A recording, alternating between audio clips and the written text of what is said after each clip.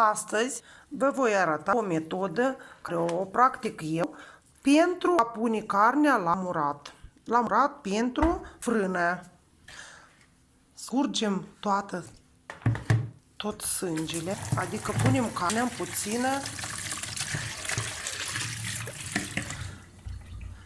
în puțină sare, mai întâi. Apoi începem să punem mirodenile care trebuiesc. Bună ziua! Astăzi voi prepara o bucată de carne în frână. Pentru asta vom avea nevoie ca să o sărăm puțin. Pe urmă o punem în apă, eu deja am făcut. Apoi o scoatem din apă, puțin o lăsăm să se usuce pe o suprafață. Mai apoi o sărăm și o sărăm așa binișor pe ambele părți. Eu am lăsat și cu puțin osișor. Da, să o îmbibăm așa bine cu sare. Apoi o punem la murat. Pentru sosul de a pune carnea la murat avem nevoie de câteva foi mai mărunte de frunzișoară. Apoi pun piper negru așa la ochi, ca să nu fie tare iute. Mai apoi adaug alte condimente, fiecare după gust. De exemplu, am niște ardei, iute, mărunt, roșu, adaug și din acesta. Fiecare gospodină are în casa ei ceva condimente. Fiecare adaugă și știe pentru ce sunt ele. Eu mai pun și origano aici, pentru că dau un gust bun. Pun mintă este așa, mășcată, mintă pentru bucătărie, și pun piper mai mărunt negru, așa, este de altfel de calitate.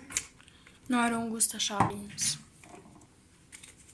Și pun un fel de preparat, am cumpărat din Turcia, care face gustul acriu. Pun așa o linguriță mai mult.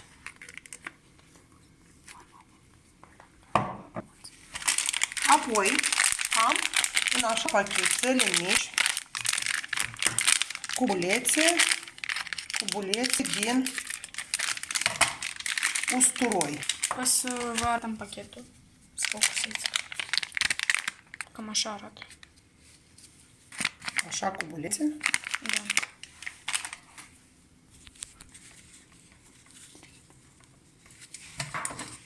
Deschid cubulețul de usturoi.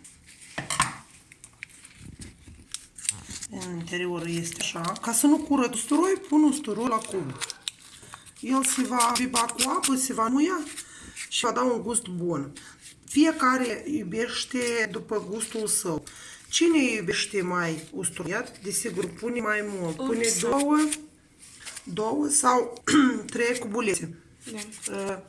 Probabil că o să ne ajungă și un cubuleț. Apoi tăiem un pachetel în care se află cubulețe presate de ceapă. Punem un culeț sau două, așa, de ceapă. Aici. Mai punem unul. Putem să punem și două. Așa.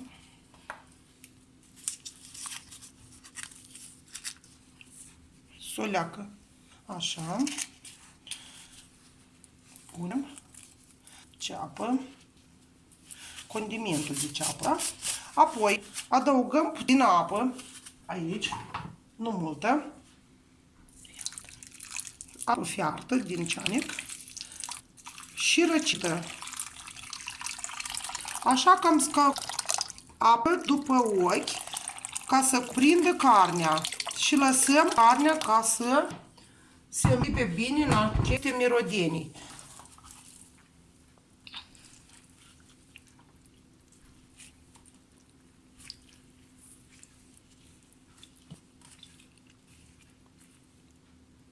Mai sus, nu lua cioarele. Acum carnea se va afla în această zeamă minimum jumătate de oră sau o oră. După care voi scoate-o și voi pune-o la cuptor. Adică se are vedere după ce în timpul, adică când se murează carnea, eu voi încălzi frâna până la 250 de grade. Acum avem cutie de șampinioni, ciuperci, șampinioane proaspete. Voi desface pentru a le curăți și a le pune la cuptor după ce este gata carnea. Între timp, cât se înmoaie carnea în sosul său, noi curățim ciupercile șampinion. Arătăm metoda de curățire corectă. Șampinioanele se curăță în modul următor. Julim puțin cojița la jur de jur. Licojim în felul următor, ca să rămână ciuperca albă. Bine, să nu rămână urme, brazde și liniuți închise.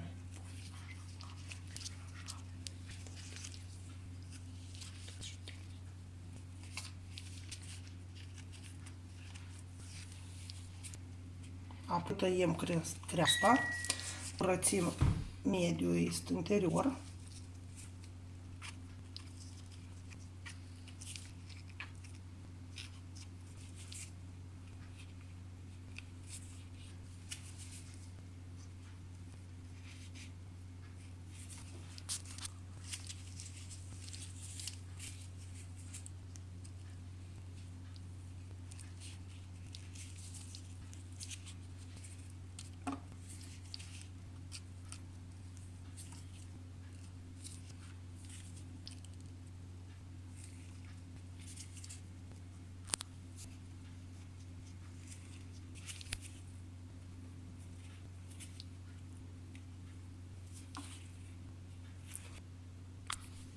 În felul următor, ciuperca este deja gata, curățită.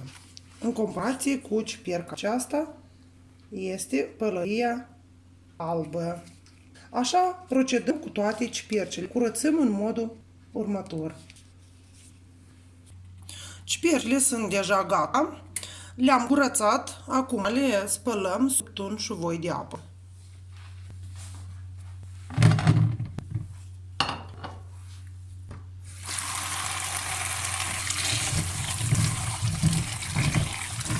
Le spălăm bine cu apă călduță sau rece, mai bine.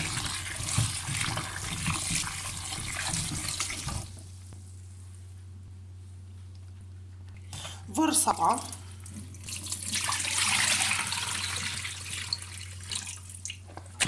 Mă uit dacă trebuie clătite din nou. Mai bine să-i clătite în 2-3 apă, ca să fie mai curate. Mai ies din ele puțin mustăți. Așa. Acum le scoatem. Ne uităm că apa este curată. Le scoatem. Punem pe o farfurie. Punem pe o farfurie pentru a se usca.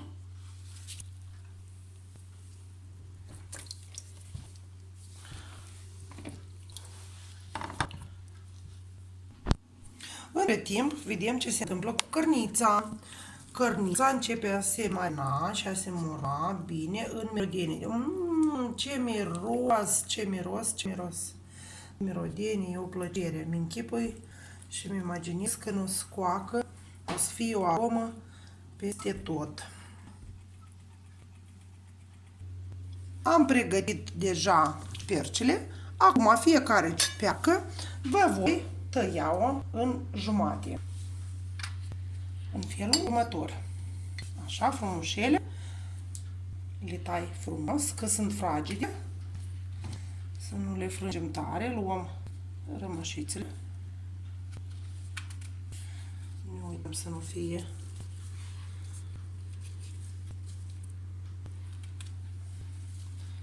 așa.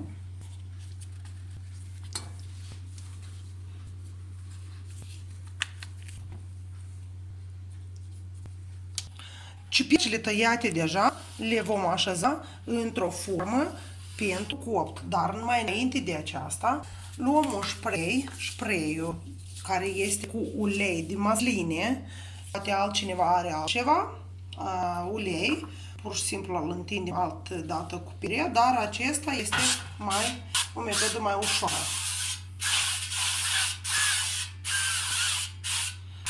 Bine, îl dăm cu spray-ul, apoi aranjăm fiecare ciupercuț așa frumos în tavă. Carnea care a stat o oră la marinat, adică la murat în sosul cu mirodenii, acum o vom scoate, așa cu tot cu zamă, cum este ea, iată așa, are și o bucăță de os, așa dă un gust mai bun, o vom pune într-o tavă.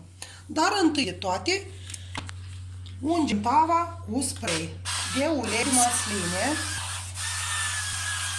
ca să nu se lipească carnea. Oricum nu se va lipi, dar trebuie să aibă până în soare. Când se va evapora zama de la mirodenii. Așa, după aceasta, punem carnea. Carnea așa ușor în tavă. Puține mirodeni sau așa mai udăm.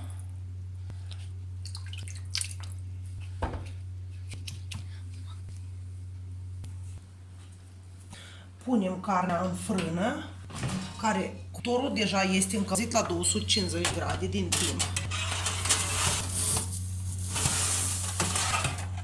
Regulăm cuptorul ca să încălzească și sus și jos la aceeași temperatură. Cuptorul meu acum este la 250 de grade. Mai apoi micșorăm temperatura pentru ca să nu ardem carnea. Din start îi dăm temperatura mare ca să prindă puțină scurtică, să prăjească deasupra. Apoi micșorăm focul la 150 de grade. Mai apoi vedem ce temperatură trebuie să mai dăm. Micșorăm sau mărim temperatura.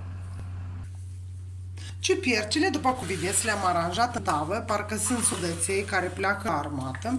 Îi dau din nou cu spray, cu ulei, ca să nu se ardă și să păstrează forma. Ele, din sigur, după ce se vor prăji în frână, vor scădea în volum și se vor micșora. Acum sunt multe, dar când, după coacere vor fi mai mici, mai puțini, poate. Să vedem. Din zeama rămasă de la sosul care l-am pregătit pentru carne, nu trebuie aruncată, deoarece ne uităm între timp ce este în frână cu carnea și dacă vedem că se arde prin colțuri, turnăm puțină zeamă. În această zeamă, cărnița se va unda bine și se va găti mai repede. Schimbăm temperatura la 180 de grade dacă este mai mare sau dacă a început coacerea mai rapidă. Nu ne trebuie să fie coacerea mai lentă. Dacă o prins puțin cojiță carnea, deja o trecem la o temperatură mai joasă. Trecem la temperatura 180-200 de independență de frâna fiecăruia.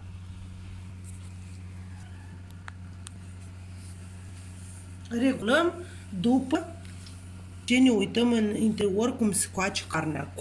Coacerea trebuie să fie lentă, cu evaporarea de sos, ca să intre în ea și cărnița să primească moale. Acum, vedem ce cu cărnița noastră. A început a se runi.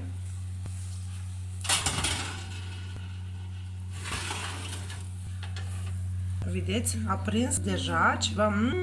Ce aromat! Vai, ce miros s-a împrăștiat peste toată casa. Acum pun un ardei aici și pun încă 2 ardei iuți, adică fiecare dacă îi place. Pentru gust. Da. Mai avem ceapă.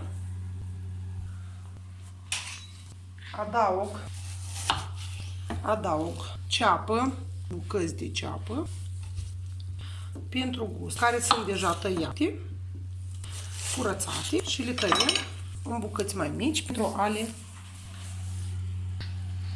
pune în jurul cărnii ca să dea mai mult aromă.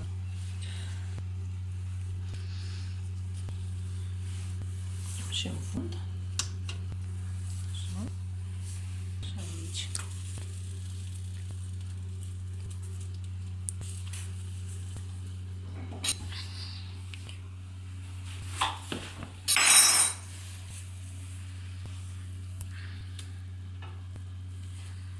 Dăm tava înapoi.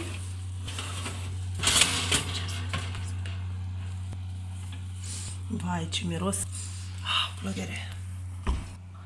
Punem temperatura înapoi la 180-200 de grade, la mine este la 200 de grade, pentru a prelungi coacerea. Acum scoatem cărnița noastră din cuptor.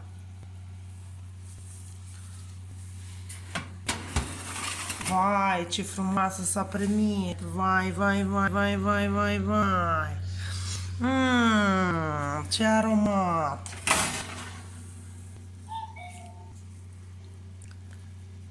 Acum punem părcuțele de șampinion pentru câteva minute ca să se gătească la cuptor. Ce frumușile sunt aranjate!